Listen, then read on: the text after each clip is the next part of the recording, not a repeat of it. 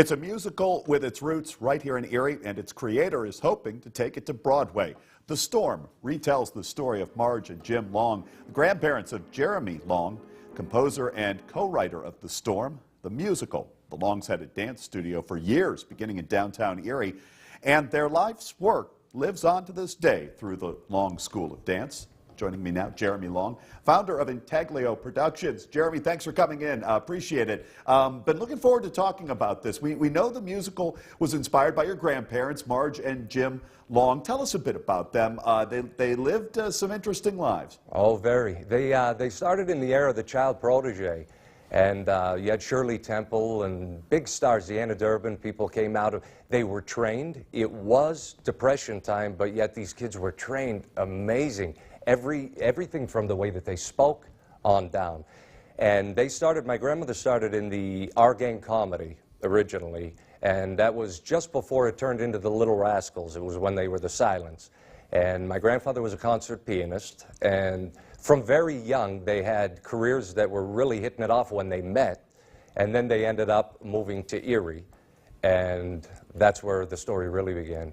Okay, why is the musical, before we get to that part of it, why is it called The Storm?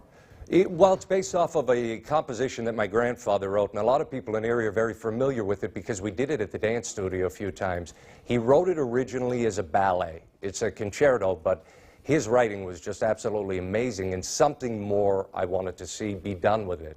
And off I went to New York to see if I could do that. Okay, you talked just a minute ago about the fact that the story really begins, you know, once they get together and come to Erie. You know, tell us about their life and the dance studio they started here and what you meant by that. Well, first off, they decided that they wanted to elope together, which is a big part of the story. And so they left, and they ended up finding Erie because my grandfather got work as a claim adjuster.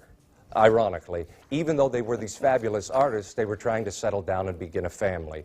So when they got here, slowly but surely the arts had to creep out in them, and they started a dance studio, and that dance studio is going to this day, and they have trained so many people. My grandmother also was a principal of Dance Educators of America in New York City, and so training and educating artists was what they did. And they touched a lot of lives with it. So the story is very interesting. Well, let's talk about your effort to get this to Broadway. You know, obviously this could double as a great marketing tool for the city of Erie, right? Oh, I'll tell you, everybody in New York so far, they're very excited. Everybody knows of this exciting big little town on the lake, and you know, New Yorkers are thrilled with it. They're very intrigued with Erie. In fact, we had a few come to visit Erie just to see what it looked like.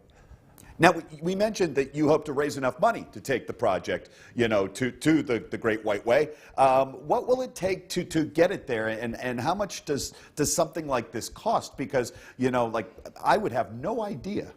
Well, they're big dollars, Manhattan prices to boot. But 3.5, it gets us into the Little Schubert Theater, which is right in the heart of Times Square.